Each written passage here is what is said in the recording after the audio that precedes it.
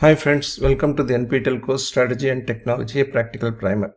We are in week 8, focusing on the theme of technology and competitive strategy.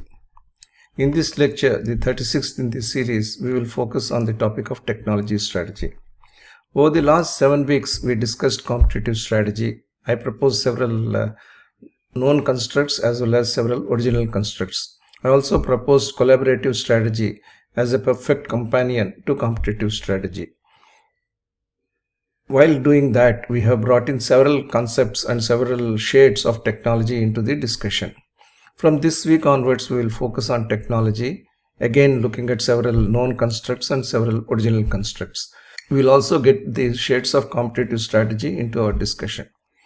Typically, technology drives competitive strategy. It provides competitive advantage because of the products, services, processes, and business models that are influenced, in some cases, driven by technology. Michael Porter's theory of competitive strategy and the five forces model, though formulated in 1980, remains a highly educative guidance on strategy and structure. Our discussion over the last 7 weeks talked about the strengths of the Porter's theory and also the gaps that need to be bridged and the revisions we needed to make. However, one of the notable gaps is that technology has not been directly addressed in the strategy as a discrete driver of all competitive strategies. It is taken to influence several other forces, but it's not brought up as one variable that has to be directly and carefully considered. In this lecture, I will develop a model of competitive technology forces in a manner akin to the competitive industrial forces that have been discussed in the previous lecture. We will also talk about generic technology strategies and the related constructs to address this crucial gap. We will also explore several interrelationships between technology, business, industry, and public policy, among others, with instructive live examples. Competitive strategy is usually seen in terms of business constructs, but each and every business construct can be competitive and in fact even only take off with a robust deployment of technology. So technology, business, industry, public policy are the four pillars of technology-led competitive strategy which we need to consider in this lecture as well as in the forthcoming lectures. There are five forces that are reshaping the world order. Everybody knows that the world is not going to be the same as it was. It was not going to be the same consumption-driven world as we look at the future. Change has always been the constant in development. But development is also threatened by multiple forces of discontinuity, and these are snowballing over time or are arising unexpectedly from time to time. Some of these factors are as below: 1. Technology, 2. Climate, 3. Resources, 4. Globalism, and 5. Crisis. Of the 5, technology, climate, resources, and globalism are factors that are understood and predictable in various degrees. However, events of crisis are totally unpredictable and unanticipated. That said, technology is one factor whose appreciation and deployment would enable firms and nations to manage all the factors, including crisis. Why is technology a growth driver? It creates products with novel features and functionalities. It also provides services with exceptional value, exceptional choice, convenience, and connectivity. It improves productivity of manufacturing, service, and business process. And in the ultimate analysis, it enhances consumption by fueling demand from the well-to-do as also while meeting the basic needs of the larger population. So technology is in fact the driver of a consumption-led boom in the society. Technology continuously elevates the quality of life. There is no doubt about it because better products and services are getting made all the time and getting offered all the time. It also improves the efficiency of those processes. As a result, it drives demand growth and enables creation of wealth for all. In this journey, digitization has vastly improved the way technology can be deployed and the way technology can drive business development. But technology also can distort demand. It can increase inequities and deplete resources. We have seen after COVID-19, internet has enabled online learning, but there is a learning gap. There is a learning disparity. Only those who own internet access, who can access through computers, tablets, or cell phones, are in a position to get the benefit of online learning, and that too in a kind of limited manner. Therefore, there is a learning gap, or there is a learning disparity that has arisen because technology is not universally available for everyone. One of the goals of national governments, therefore, is to make all fruits of technology available to the entire population to the extent possible. Why is that technology could be a weakness for the society's development? While they have accelerated product developments, it also has happened that product life cycles dramatically shrunk to a few months from a few years. Produce more and sell more has become the business mantra. Every company is evaluated by the kind of growth it will post quarter over quarter, year over year, and decade over decade. As a result of this approach, there has been an adverse impact of technology too. Technology has become a driver of luxury than necessity. Technology also has led to faster depletion of natural resources for industrial production. If you need to produce more, you need to exploit more of the natural resources, and that would lead to faster depletion. Technology also enables pursuit of commercial interests more than social interests. You make a better product, whether required or not, and market it, then that product gets sold and the company benefits. But does the society benefit or such developments in the balance? The answer could be doubtful. So there is an adverse effect of excessive growth on environmental pollution. There is no doubt that technology is fundamentally good, but the bad part arises when technology is used indiscriminately for short-run results with adverse impact on a host of economic, natural, environmental, and social resources. Let's look at technology and what it has been doing to our lives. Technology developments are both linear and non-linear. Linear means it goes in an incremental, predictable fashion. Non-linear means the way it would move in future is unpredictable, and it could be even exponential. Technology-driven products can create new markets and even new industries. Here we are talking about non-linearity in product technologies that we have been witnessing. This table shows for each industry the past and current and the future. Medicines or the pharmaceuticals have so far been chemical molecule based.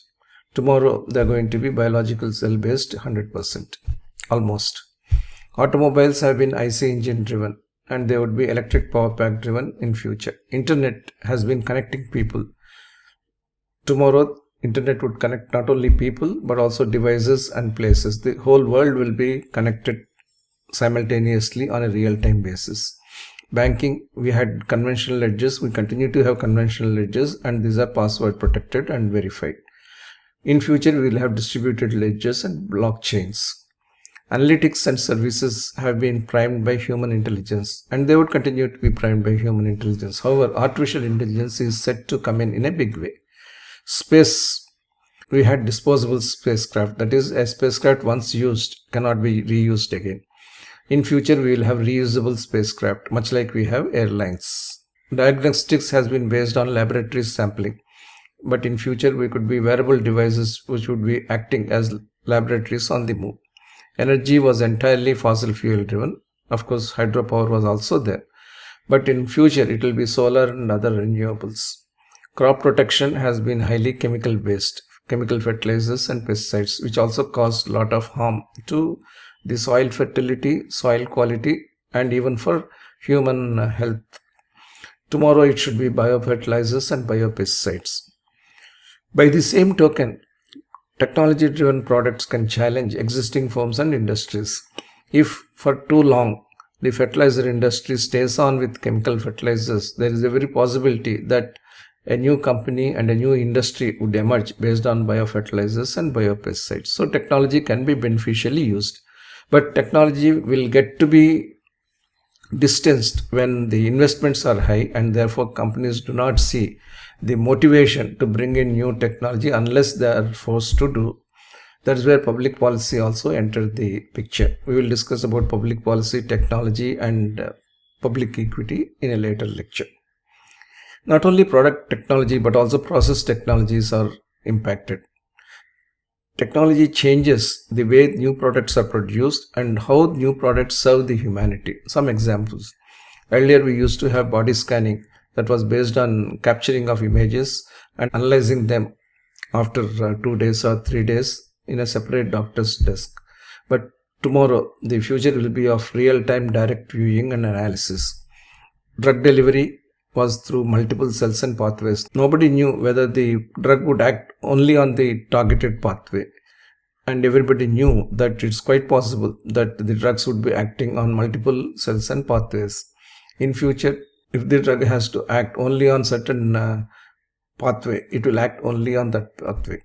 Electric traction had fixed batteries, and tomorrow it could be battery swapping. This is an example of process leading to innovation. Automobile driving has been human and will continue to be human for a long time, but autonomous driving is set to come in a big way.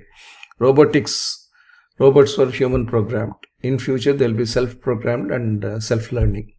Component manufacture, machining, molding and pressing. That is, lot of metal was getting lost in this process. In tomorrow's situation, we'll have additive manufacturing. Curing of diseases would be through pharmaceuticals, but the future holds a lot of potential for curing ourselves through our own cells, our own immunity. Regenerative medicine, personalized medicine would be great technologies that would come in the medical field. In retail, we were served by humans, and we are getting served already by automated stores in certain countries in certain circumstances. Device operation has been instruction controlled. The future may well portend the entry of thought controlled devices. Technology driven processes and service developments enhance productivity and completely change the way businesses are conducted. The third dimension of technological change in a nonlinear fashion relates to service technologies. Technology helps services go on to a different trajectory. Let's take the example of book publishing and reading, which is the most famous example of a service getting completely redefined, redesigned, and becoming a new industry. In the past, as well as in the current situation, we have printed books and physical stores. The future could entirely be digital publishing and e-readers. And the technological barrier there is that an e-reader is not exactly giving the same feeling as a printed book. That's where the other forms of digital technologies, that is artificial reality, augmented reality, the virtual reality and mixed reality come in to make you feel that what you are reading is nothing but a book. That is when the complete substitution of printed books by digital books will happen. Until technology comes to that level of horizon, probably both printed books and digital books will remain together. Knowledge repository, encyclopedia. Today it's Wikipedia. Food, eating in restaurants. Today everybody knows that food delivery is commonplace. Recruitment has been through physical search, and digital placement portals have taken over. Interviews were through face-to-face discussions. It became Zoom discussions, but in future it could be even through robots, because 90% of the attitudinal, behavioral and etiquette related factors could be reviewed through robots. In fact, programs of robotic interviews are already possible in the human resources area. There could be a set of questions which are administered through the robots, and the way the responses have been crafted can be scored, and thousands of candidates probably can be interviewed through this process. The advantage is that not even one good candidate should be lost, and that requires really sieving for the entire universe, which is not possible in the human mediated recruitment process. But in a robot mediated recruitment process, every person who wants to apply could be given a chance. Why not? That is the advantage of the change that is going to happen. Patient service was essentially at clinics and hospitals. It has moved to home, not because of design but because of default due to COVID.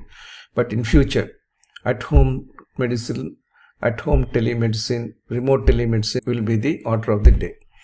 Commerce has moved already from physical commerce to digital commerce. It is also moving into mobile commerce.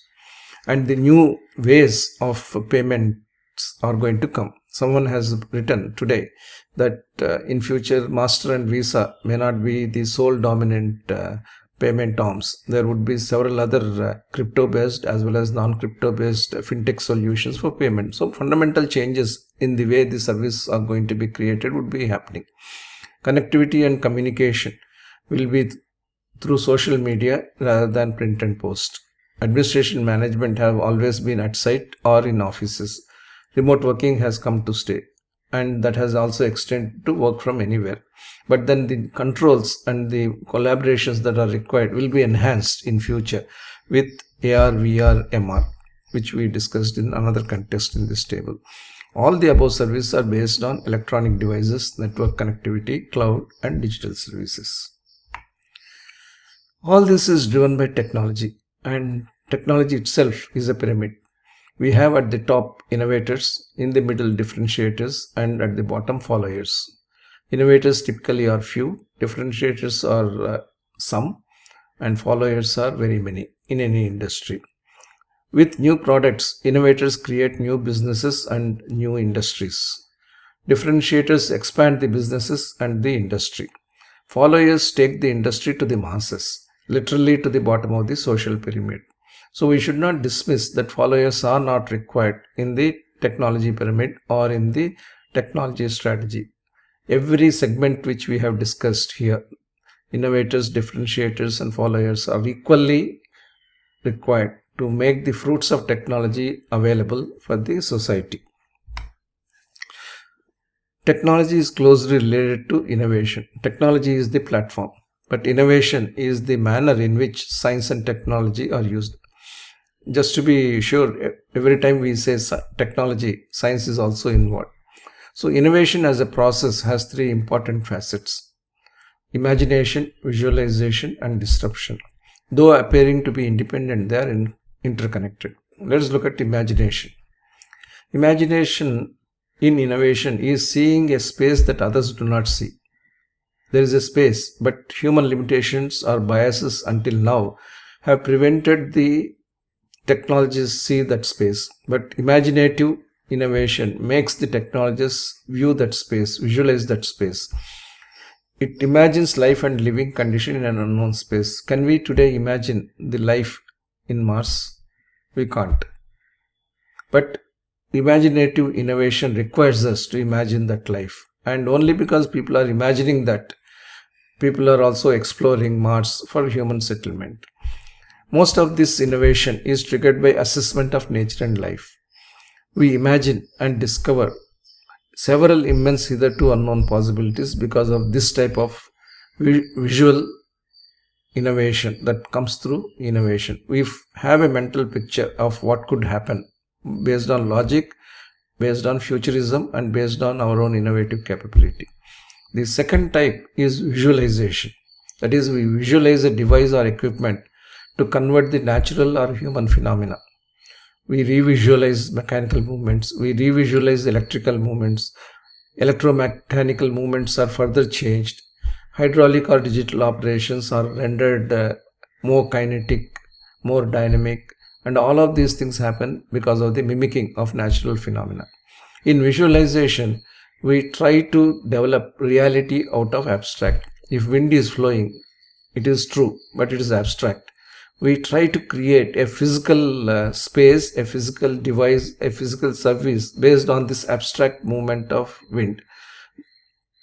Wind also stops us or exerts a pressure against our movement. So we have a concept called drag, and that drag which works on moving objects is visualized and quantified, and that is an input into the design of the vehicle. So visualization happens all the time in technological development. It is a serious application of knowledge. It also includes both convergent thinking and divergent thinking. The third aspect is transformation. That is, we apply the technologies, concepts that are native to or from other industries into our industries. We make breakthrough or transformative changes to products and services.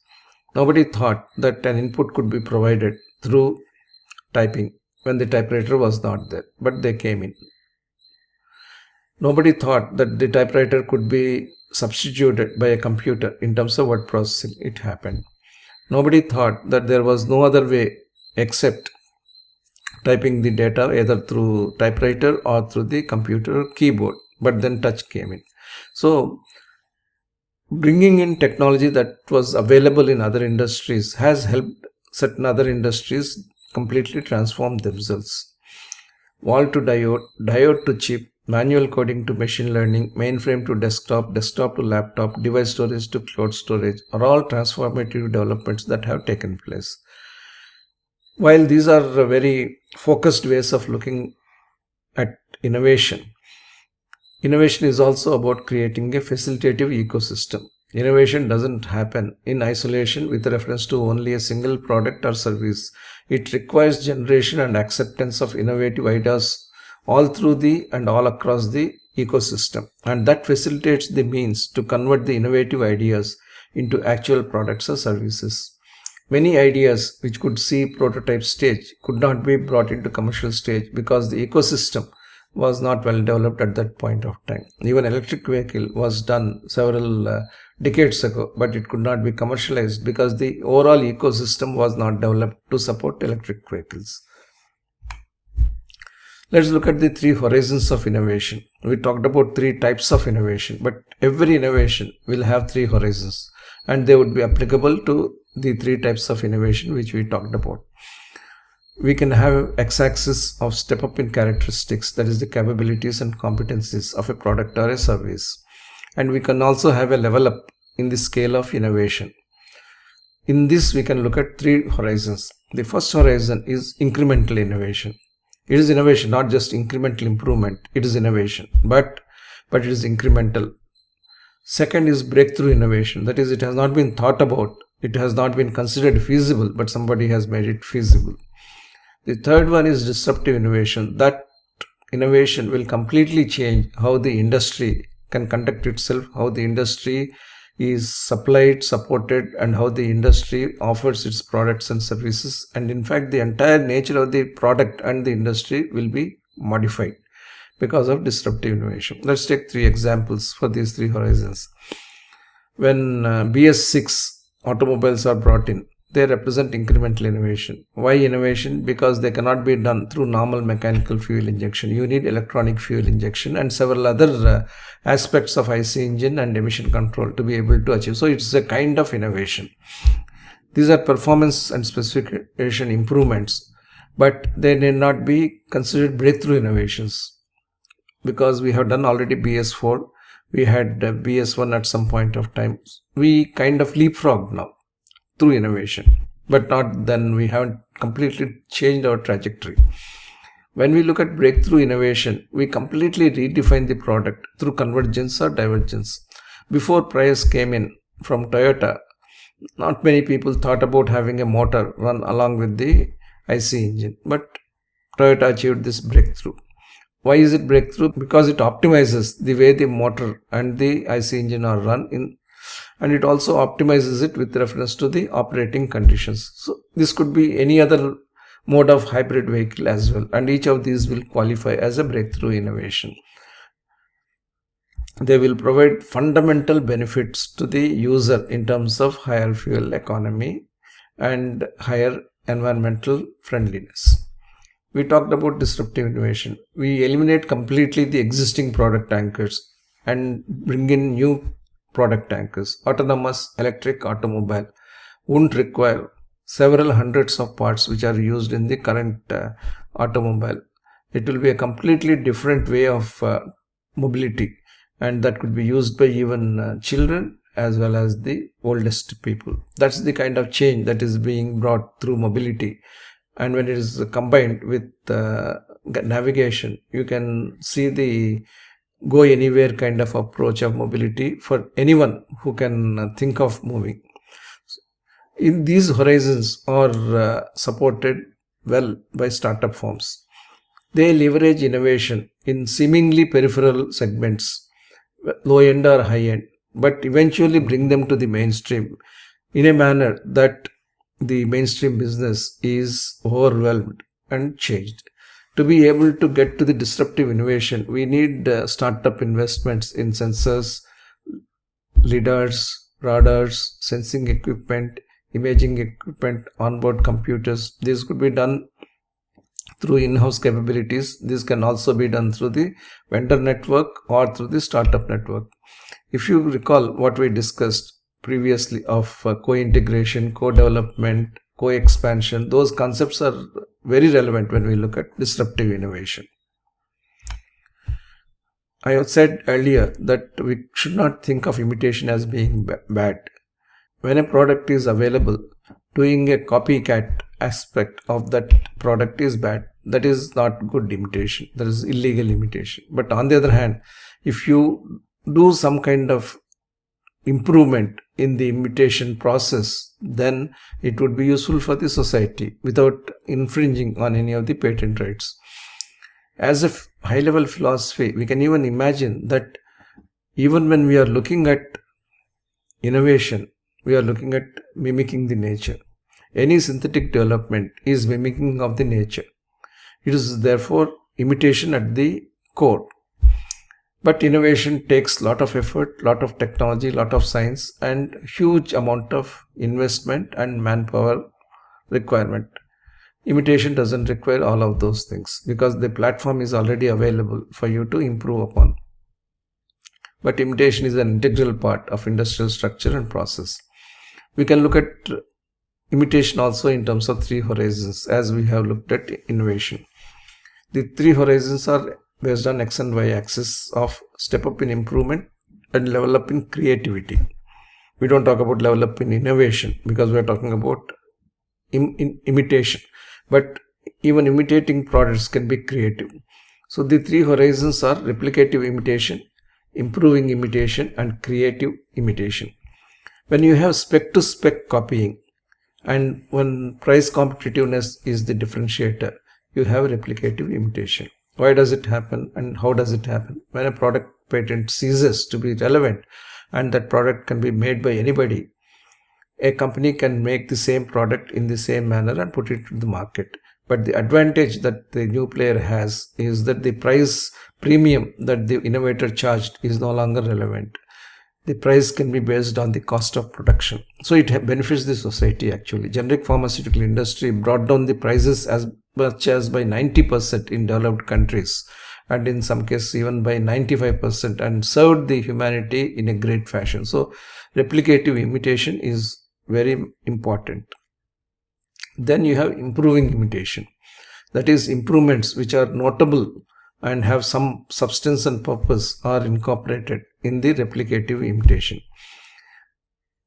In the past, drugs were developed by innovators and innovators had a standoff attitude towards other innovators. So if you have metformin as a drug which has been innovated, let's say by BMS, any other diabetic drug done by other innovators would not be combined with it because the paths of those innovators were completely different. But in today's situation, we understand that by combining two diabetic drugs, we can have better potency, better efficacy, and better patient compliance. So there could be combination drugs which could improve the impact of the generic drugs. That is improving imitation. Why are we calling it improving? Because it cannot just be random. To be able to do that, you have to test the pharmacodynamic, pharmacokinetics, and the clinical efficacy of these new combinations based on science, based on clinical science. Therefore, it requires some capability, technical and scientific capability. Therefore, it is the second generation or second level of imitation. The third one is creative imitation. That is, a product is already available, but there are certain inherent drawbacks in that because of the kind of technology that was available when it was first made. You can think about it and say that newer tools are available, newer platforms are available, therefore I will completely redo the thing. But the product is same, the purpose is same, and the overall platform is the same. An example is having a new salt form of a drug which has already been there. Let's say one salt form takes long to produce and it cannot be easily ingested into the body's system. If you create a new salt form which was thought to be impossible to make at that point of time, then you have created a new drug which will be more effective both from a company point of view and from the patient point of view. Several drugs were considered impossible to make except through lyophilization process.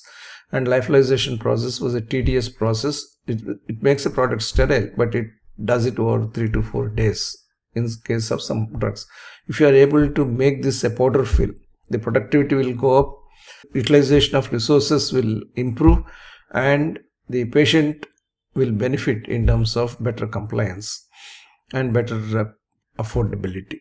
So creativity by a few imitators is not that is required. Creativity by a whole lot of imitators is required to take the innovation of the innovators and supplemental innovation of the differentiators to the masses.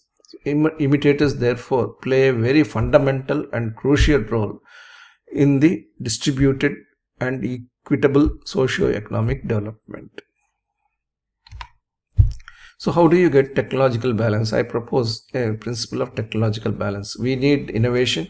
We also need imitation. We have seen incremental innovation, breakthrough innovation, disruptive innovation. They need to be balanced by replicative innovation, improving imitation, and creative imitation.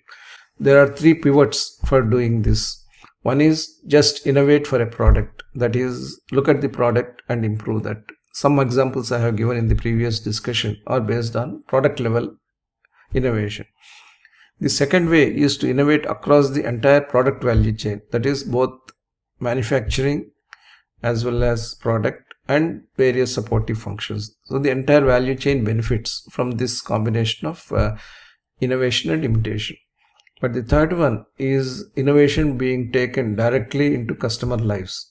That is, there is a customer value chain which is far beyond the technical value chain of product design, manufacture, and delivery. The principle of technological balance is important because leaders are able to appreciate through this balance that there are multiple possibilities for applying innovation and imitation at product level, at service level, and at delivery level. And it can be done at the product level or at the customer value chain level. When we talk about technology, we cannot forget about the history. We cannot only talk about current situation. We should talk about the industrial revolutions that happened. There are 4 waves of technology. The first wave was the industrial revolution, first industrial revolution that worked from 1765 to 1869 approximately. We had largely mechanical devices, and these were designed to act as per laws of movement. Movements were mimicked by science and technology, and more power was produced. More things could be done through those activities. Wave 2 technologies between 1870 and 1968 were based on electromechanical devices. They were designed to provide enhancements, for example, speed and power to life. Between 1969 and 1999, we had the third industrial revolution. It brought in wave 3 technologies, largely electronic devices, and these were designed to improve quality of life immensely. Please note that each of these 3 industrial revolutions had a span of 100 years more or less. But the 4th industrial revolution has taken much less of time to come in. And when the 5th industrial revolution could come in is anybody's guess. But assuming that we are already into the 4th industrial revolution and it could probably move on for some more years, we can see this wave 4 technological aspect of the 4th industrial revolution. It is a combination of digital, mechanical, and biological systems. And the effort is to revive and regenerate life.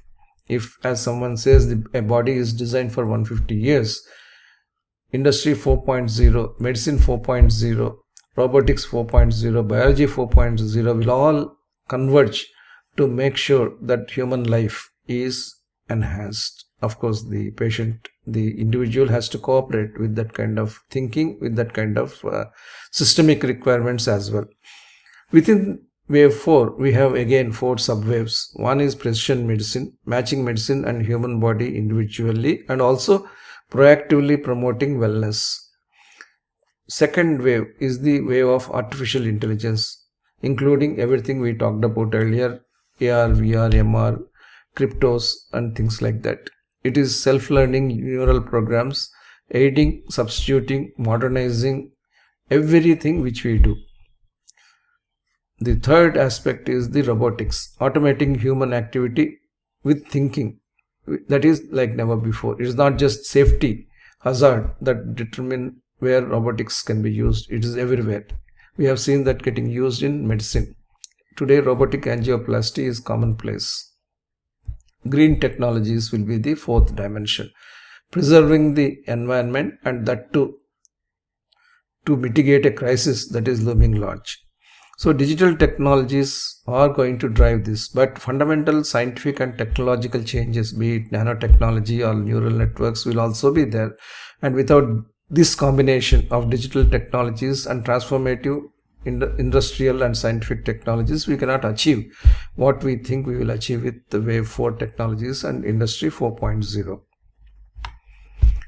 The expectations from Wave 4 technologies are no longer more production, more revenues, more profits. Wave 4 technologies will transform fundamentally the way we see life and our interaction with environment. Food security will be one important aspect. We will focus on yield improvements, biofertilizers, biopesticides, and low water agriculture so that the resources are used with respect for the earth and the environment. There will be focus on energy security. 100% of the energy requirements at some point of time will be through renewable energy. There will be health security, novel diagnostics, novel vaccines, personal medicine. Climate security, we need to protect our environment. The planet is God's gift to us. We need to preserve it so that we gift it as our gift to the children and the next generations. So we need to have circular economy, optimized consumption. Growth may be replaced by strategic degrowth. Business security, we have to be self-reliant, we have to ensure business continuity, and we need to have digital continuity. Water, that is the essence of life. Wars may be fought over water, but water being available may make everything harmonious. So conserving, recycling, regenerating water will be one of the important objectives of 4.0. And clean mobility. It is not only electric vehicles but also hydrogen vehicles and CNG, LNG vehicles that would be coming in. And in future, we may have solar powered vehicles as well. Companies that are committed to Wave 4 technologies are those which are driven by strong social and environmental purpose. These technologies have the potential to transform human life and living as illustrated above. We can take one example here. There is the world's biggest wind turbine which has been established in China. Mingyang Smart Energy, a Chinese wind energy hardware maker, has developed the world's largest wind turbine, which is a 242-meter tall behemoth that is expected to power homes by 2023. These turbines generate 80 gigawatt hours when compared to Haliade X by GE, which makes 74 gigawatt hours. Each of these turbines can power a total of 20,000 homes over a lifetime of 25 years. Two things we can note. One, established players such as GE are already into this. They are trying to conserve fossil fuels. They are going to use the natural available resources such as wind. And they are already on the job. But there are more people who are trying to innovate even higher and bring into this industry newer developments. This is Industry 4.0 for you. And each of these wind turbines can eliminate over 1.6 million tons of CO2 emission over the course of its 25-year lifespan. Though magnificent, the wind turbine weighs only 37 tons per megawatt compared to several hundred tons which the other conventional modes of energy developers require. And the blades are 180 meters long, and when in motion they would cover a total of 46,000 square meters of area.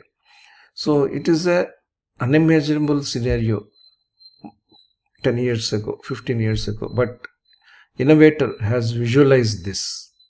He hasn't imagined. Imagination would not be the right word to use it because wind turbines were already there, but that airflow can be harnessed to this extent was visualized. The developers at GE and in this Chinese company to be able to develop these kinds of largest wind turbines.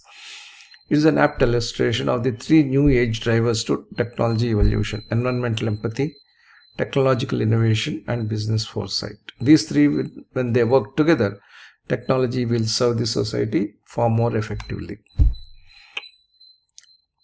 On the topic of technology, we can look at innovation from different angles. While looking at innovation, apart from the two frameworks which we have seen, we can have different other innovation which relate to the product. Fundamental innovation is the basic bedrock. That is the first time discovery of something new. It simulates natural bodies and phenomena. Automobile, telephone, railway engine, aircraft or ship, virtually any product which you use today are all based on fundamental innovations. They were also the first to occur in the industry. That's why they created those industries by themselves. Second is the analog innovation, that is follow on to fundamental innovation. It is a steady breadwinner with a good risk to reward ratio. Successive LCD televisions with higher resolution capabilities and higher contrast ratios. Medicines which act as the original innovator's drug but through better therapeutic profile, through better adverse effect profile. Those are the analog innovations. Integrative innovation, it combines multiple technologies into a single product, integrates both fundamental and analog innovation technologies. We can cite iPhone as one of the integrative innovation products because it brought the display screens, it brought the touch technology, it brought the sensor technology all into one product. However, if you want to look into the future, we may have a futuristic glucose device that may measure glucose just based on touch, and it can also dispense an appropriate dose of insulin, that too with needleless technology, and it could be based on the measurement of glucose level on a real-time basis. We can also have self-learning robotics in engineering and medicine. The fourth is the adaptive innovation. It uses a different technology substrate for modernizing a domain. It develops hybrid products. Pharmaceuticals existed, but nanotechnology can reformulate. Instead of having 10 mg, you may need only 1 mg when nanotechnology is used, because it delivers the product in the right manner to the right place. Sensor technologies are ushering in autonomous mobility, as we discussed. Tire technology could determine how high a bus would be. We may think of different types of automobile configuration, but the determinant of the floor height, at least in some parts, is the tire technology. If a car has to have a tire of a particular dimension or diameter, it is impossible to have a low floor on a frame which is over the tire. However, if you can run a bus, very theoretically speaking, on a two-wheeler tire, the whole bus chassis can be lowered dramatically. So tire technology could be one example of adaptive innovation. And the fifth one is substitutive innovation. It substitutes synthetic by natural or vice versa. It dismantles borders between industries. Renewable energy powering automobiles. Plants and food becoming our day-to-day medicines. Days powering the night, that is by energy banking. Days powering the night, winters getting heated up by the summer energy, and so on. This framework of 5 types of innovation is really helpful for leaders in setting innovation goals at product level. But human expectations and technological enhancements are not always synchronized. They move with leads and lags. At times, technology is ahead of human expectations, and at other times, mankind wants far more than what technology can offer. We take an example from healthcare. We have Fitbit kind of fitness trackers at one end, and we have the most modern ECG readers, digital watches, and predictive health at the other, and fully synchronized with our other companions. The red line is the human psychology, and it moves in steps. It doesn't go in a linear fashion. The blue line is the science and technology. It moves incrementally, but occasionally you will have step function leaves every few years. Now, when you superimpose one over the other, you will find that human psychology lacks at certain points of time, whereas the product technology or the business technology moves ahead at some other points of time. Leadership has a major responsibility in innovating ahead of human expectations. That's what Apple Watch did, which Fitbit could not do. Fitbit was just what the people wanted at that point of time, but it could not keep pace with offering something far ahead of human imagination at that point of time. So the reason for startups taking technology leadership lies in their ability to provide innovative technology solutions for problems known and unknown. And to be able to do that, you need to have those fundamental approaches to innovation, that is imagination and visualization. And innovation doesn't mean it's only technology. It also has technology management at its core. The ability to go far beyond prevailing industry structure, technology limitations, and regulatory constraints is based on technology and business foresight. Such thinking lays the foundation for technology that would provide competitiveness decades later, and that may be called visionary technology leadership. In the photograph here, we have J.R.D. Tata, the stalwart who grew telco. In the 1960s, telco, under his chairmanship, acquired press tool making capability in Pune. This was a visionary step that enabled telco, now Tata Motors, become a leader in the indigenous development, that is, development in India of utility vehicles and light commercial vehicles, as well as passenger cars that require extensive press metal work. He made that statement while acquiring. You may think as to why we are acquiring this press metal capability, tool making capability, but decades later we will understand why we have done this, and Tata Motors shareholders would really appreciate the decision that has been taken, he said, and that is visionary leadership. So if you see some statistics to buttress our hypothesis, in 1972-73, total light commercial vehicle was only 8,000 vehicles and medium and heavy commercial vehicles were 33,000. LCV as a proportion of total commercial vehicle was 19.5%. And in total CV, Tata LCV was just 12.5%. In 2001-02, the ratios began to change. Tata LCV was 27,400 and total LCV was 65,800. Total MHCV was 96,800. LCV as a percentage of total commercial vehicle boosted itself from 19.5% in 72-73 to 40.5%. Similarly, Tata's LCV in total LCV as well as total CV increased. With respect to total commercial vehicles, from 12.5%, the ratio increased to, or percentage increased to 41.6%. And in 2017-18, Tata LCV was 217,100. Total LCV was 550,600. Total MHCV was 344,000. So in 1972-73, MHCV was 33,000, approximately 4 times of the LCV.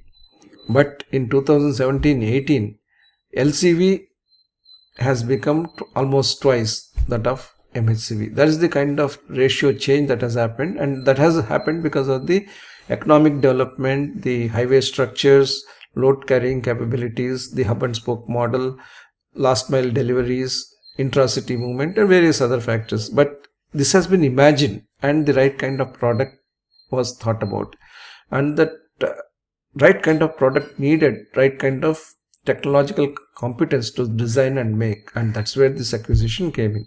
Similarly, when you look at SUVs, that is sports utility vehicles, from 1972-73 level of 11,000, they increased to 1.2 million in 2017-18, a formidable, unimaginable growth at that point of time in 1972-73. Tata Motors became an early pioneer and leader in the Indian SUV segment. Passenger cars were just 40,000 in 1972-73. Now they have become 2.7 million. Tata Motors became a pioneer and leader in the development of indigenous passenger cars in India. This has happened purely because of the ability to handle press metal work, because all these products require press metal in terms of the cabs, bodies, and various other components of the car. And that was done indigenously based on the tool making, die making capability and sheet metal forming capability. So leaders need to imagine and visualize technology just as J.R.D. Tata could do to support transformative developments far ahead. In doing so, leaders will need to cut across immediate hype that envelops new technologies and root for the transformative core. As I said in one of my previous statements in this lecture, Several of the technology constructs that we see today as trailblazers have been thought about, but they could not be practiced fully because the ecosystem was not available. Between 1820 and 1840, electric vehicle got developed, but now it is getting reinvented as a disruptive product. Until now, there was no ecosystem or business inclination to develop an electric vehicle and make the existing ICE-driven vehicle phased out. Between 1840 and 1850, fuel cells came in. Now they are being reinvented as a futuristic power pack for another type of clean automobile, especially in the higher tonnage range. We had natural gas vehicle in the 1950s itself. Now only they are getting perfected as one of the solutions for clean automobiles. Hybrid vehicle was there in 1920s, but it came to be perfected only with price. Between 1950s and 1960s, we had rotary engine for cars, but it could not be explored, and perfection for mass use has been elusive. BMW Series 8 car, it was seen as an upmarket luxury car. Now it is being revamped as a luxury flagship.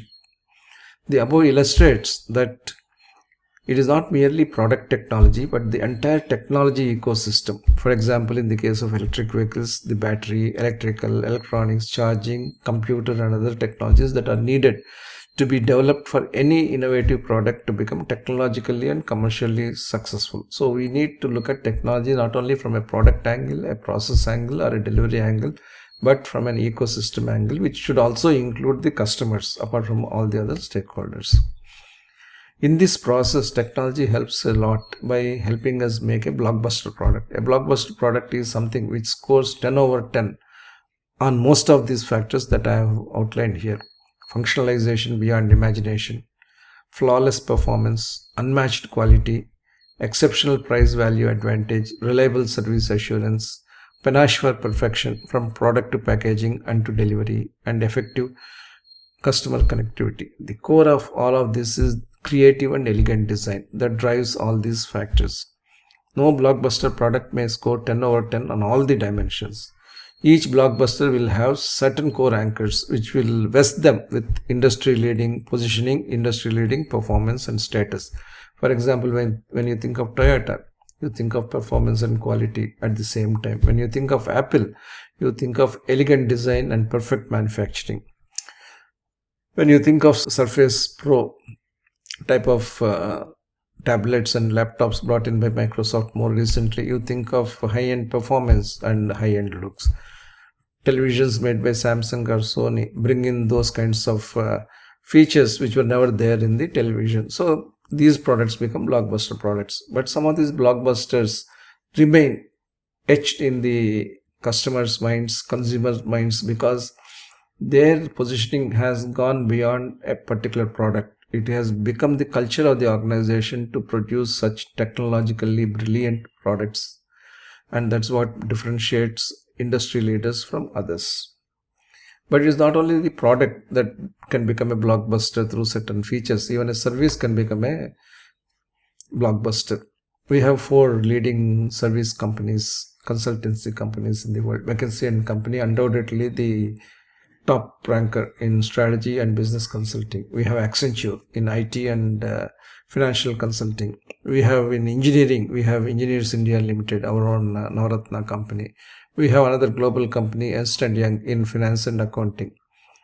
How do they become blockbusters? They have a thorough understanding of business and operations. They develop, possess, refine the tools of technology and process engineering. They contextually identify the problems and creatively solve them. They have consultants who display personal humility and integrity. These services provide clear price and value advantage. Reliable service assurance is provided. Many companies in this consulting field started giving pro bono advice at the beginning to understand what the company is, because lack of awareness itself is a big roadblock for companies to have consultants on their system. So first of all, they should make them aware of their strengths and weaknesses and what they could do. Once that is done as a service, then after the consultancy is done as a paid service, they also undertake to do post consultancy dipstick for a set number of months. That is total service assurance that can be provided even in the consultancy field. There is a panache for perfection as in the product field, but that includes product definition and ends with solution delivery and management. Effective customer connectivity obviously is the important factor because consultancy is based on human relationships. Even reluctant sponsors should be dealt with in a manner that is harmonious and empathetic. So when you have all these factors, there is no doubt that a consultancy organization can also provide blockbuster service. Intellectual creativity, customer centricity, and global delivery are the hallmarks of an industry-leading consulting organization. In the leaders, it requires the capability to help companies with constructs that the clients would be unable to imagine or execute. That is innovation therein. Again, as with products, a blockbuster consultancy may not score 10 over 10 on all the parameters. However, there will be certain core anchors for each blockbuster service organization which will vest them with industry-leading status on certain factors.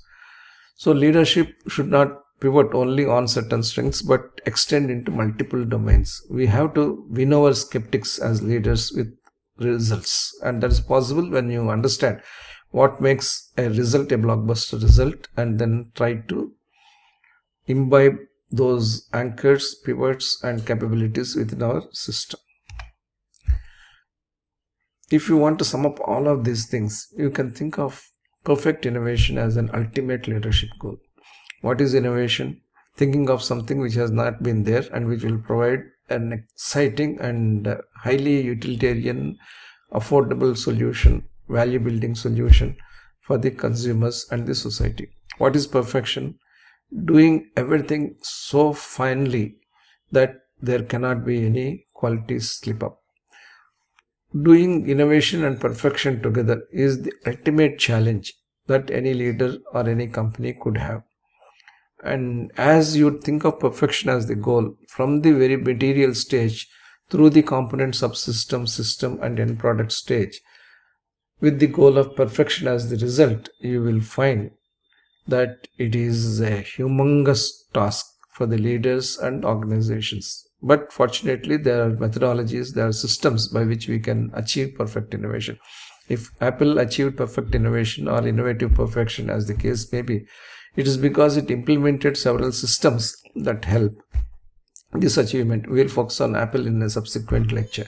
So the four systems I would talk about are design and development system and a manufacturing and delivery system. These are the core drivers for perfect innovation. But what makes this perfect innovation is a pair of approaches.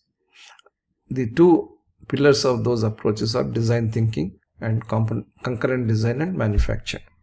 Design thinking and concurrent design and manufacture make perfection innovation through a long value chain comprising design, development, manufacturing, delivery, feasible and sustainable.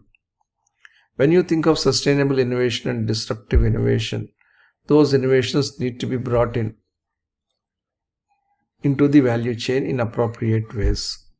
And perfect innovation is the goal, whether it is sustainable innovation or it is disruptive innovation. It is an epitome of technology leadership, and it is a continuous quest because innovation has no end. Similarly, perfection has no end. Innovation happens at every point of a product value chain, and innovation does not stand still. It is feasible to aim at perfect innovation as a time-still concept, focusing on a combination of precision and innovation in materials, manufacture, and delivery. And that time-still concept must keep getting developed continuously or continually so that the society and the consumers are continuously benefited by the quest of leaders, quest of companies to improve upon innovation, imitation, and integration of innovation and imitation so that technology and science serve the planet well. So the network of this is a huge network. The challenge is huge. Leadership for technology does not imply just more products to be launched into the system with less product life cycle time spans.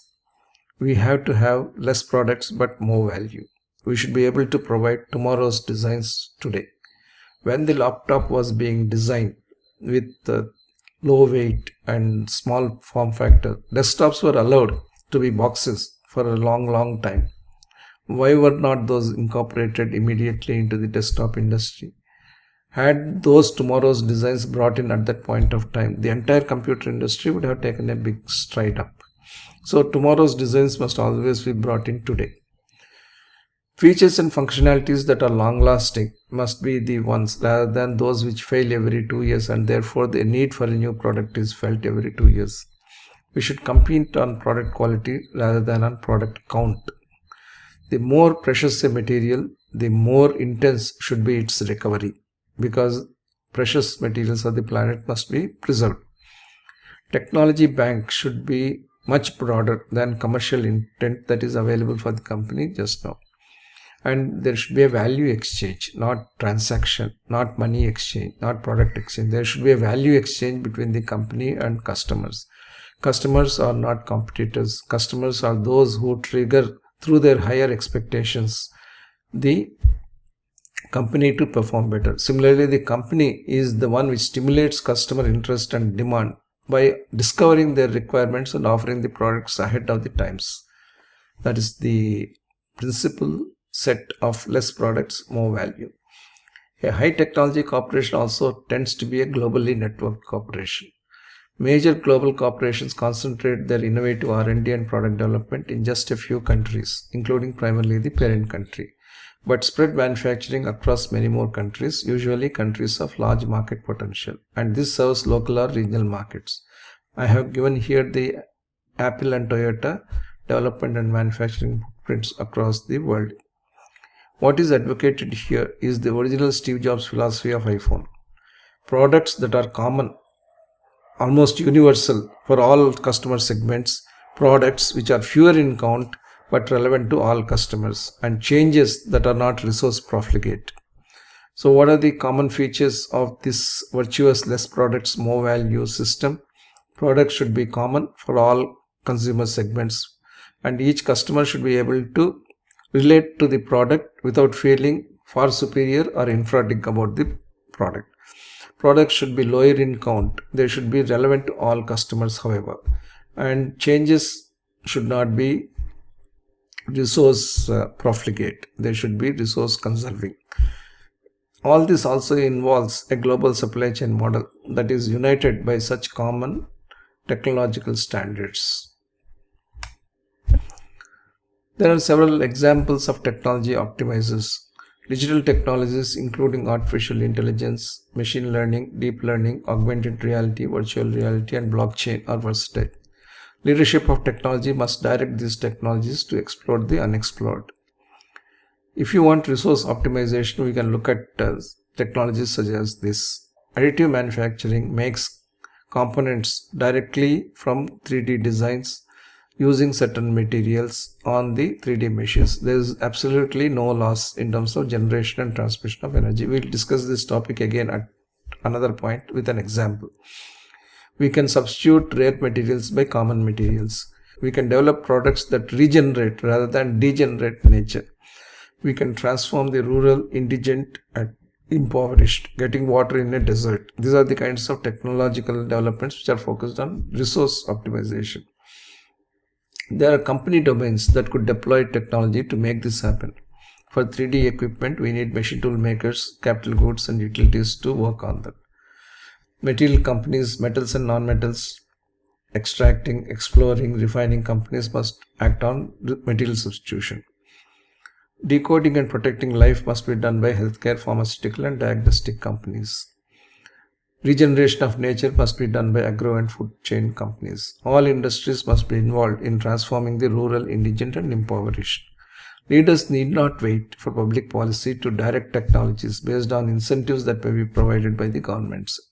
Companies and leaders should be proactive, and every company will have the ability and responsibility to channel technology to enrich its domain. What it needs to do is to invest mindset as well as resource set on technology and science, and view innovation as well as appropriate imitation as two drivers of social development. And doing this, we should also avoid iniquities of technology.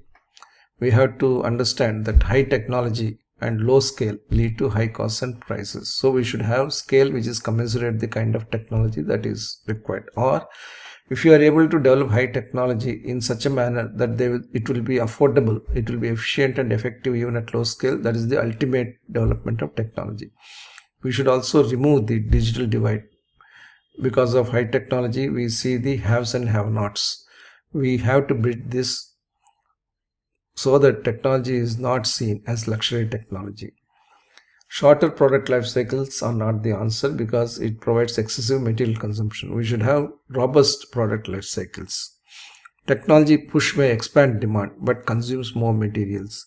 We need as a business to produce more and sell more to meet investor expectations, but we could have a situation where we are economical even at stagnant volumes. If the companies in the United States and several developed world could be profitable and could still invest in R&D despite the plateauing of demand growth, why should companies elsewhere be growing at a frantic pace, consuming more and more materials? So we should have resource conservation also as part of our growth plans.